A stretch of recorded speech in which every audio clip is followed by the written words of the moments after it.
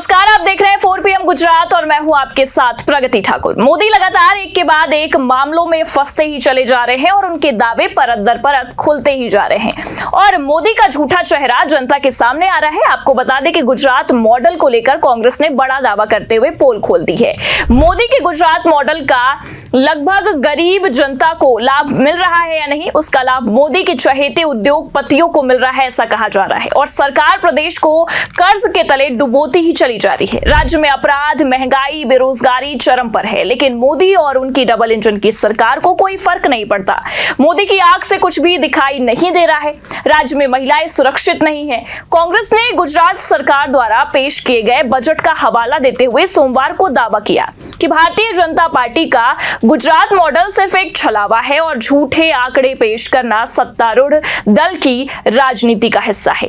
Party महासचिव जयराम रमेश ने यह भी कहा कि गुजरात पर आज के समय में करीब 5 लाख करोड़ रुपए का कर्ज है, लेकिन राज्य की बीजेपी सरकार इसे कम करके बता रही है। गुजरात के वित्त मंत्री कनुभाई देसाई ने बीते गुरुवार को वित्त वर्ष 2025-26 के लिए 3.70 लाख करोड़ रुपए का बजट पेश किया था। इसमें 148 करोड़ रुपए की टैक्स राहत दी गई।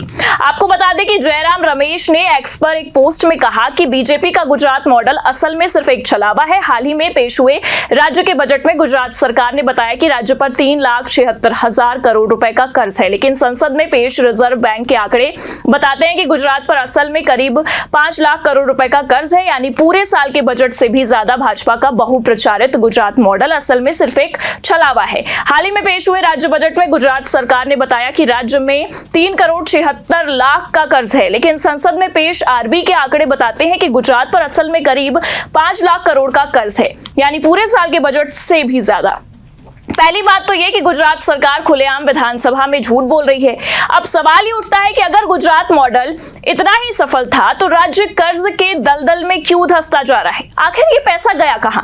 गिने चुने उद्योगपतियों के जेब में। राज्य में कोई कल्याणकारी योजना नहीं चल रही, जनता को कोई आर्थिक राहत नहीं मिल रही, बुनियादी सुविधाएं में कोई बड़ा निवेश तक नहीं हुआ, तो फिर ये पैसा गया कहां? ये सबसे बड़ा सवाल है। वहीं गलत आंकड़े पेश करना, जनता को गुमराह करना और हर मंच पर झूठे दावों का प्रचार करना भाजपा सरकार की राजनीति का हिस्सा बन चुका है। लेकिन सच को कब तक छिपाया जा सकता है और क्या कुछ कहा है, आप भी सुनिए।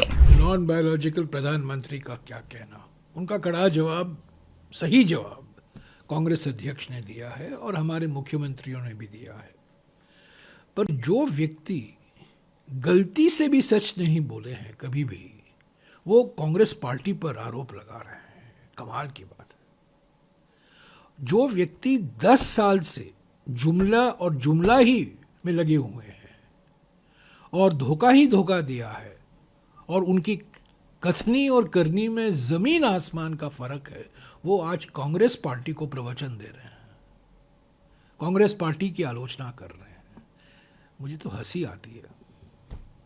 सर, इसके अलावा एक बड़ा मुद्दा और चुनाव का, हरियाणा के चुनावों के बाद में कांग्रेस पार्टी का एक पूरा दल, डेलीगेशन जो है, बिल्कुल 9 तारीख को हम गए थे। आयोग ने रिप्लाई भी दे दिया, आप लोग भी रिप्लाई दे रहे हैं, क्या मामला समझा? देखिए, 9 तारीख को हमारी एक प्रतिनिधि मंडल, वरिष्ठ नेता, हम लोग गए, 10 लोग गए। 20 सीटों में हमारी शिकायत थी, 20 सीटों में शिकायत थी, कागजात थे, हमने सबूत भी दिया, पेश किया, बातचीत हुई और चुनाव आयोग ने कहा हम इसकी जांच करवाएंगे। ठीक है।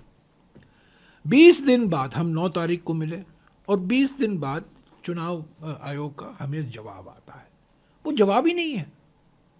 जो हमारे स्पेसिफिक आरोप हैं, हमारे जो स्पेसिफिक चार्जेस हैं, जो हमारी शिकायतें थी, उस पर तो कोई टिप्पणी नहीं की, उस पर तो कोई जांच नहीं हुई है। अपने आप को क्लीन चिट देते हैं और वही नहीं, वो लिखते हैं कि हमने आपसे मुलाकात की। ये इससे बड़ी बात क्या हो सकती है? अरे, आपने क्या हम पर कोई एहसास किया है? हम राजनीतिक दल हैं, हमारा आपसे मिलना हमारा हक बनता है, हमारा अधिकार बनता है। आप एक चुनावी संस्था है, संवैधानिक संस्था है, आपका कर्तव्य बनता है। कर्तव्य पथ से आप दूर नहीं है, निर्वाचन सदन कर्तव्य पथ के पास ही है, पर आप अपना कर्तव्य भूल रहे हैं। आपका कर्तव्य क्या है? राजनीतिक दलों से मिलना, उनको सुनना। पर जो जवाब आता है चौंका देने वाली जवाब है। मैं तो हैरान हो गया, मैंने कभी ऐसा जवाब नहीं पढ़ा है। और जैसे शिकायत अराजकता आप फैला रहे हैं, सिविल अनरेस्ट फैला रहे हैं, अरे ये क्या जवाब है? तो हमने 20 सीटों पर शिकायतें दी हैं, उस पर आप कहिए कि ये सही है, ये सही नहीं है, हमने ये जांच कर, वो ठीक है।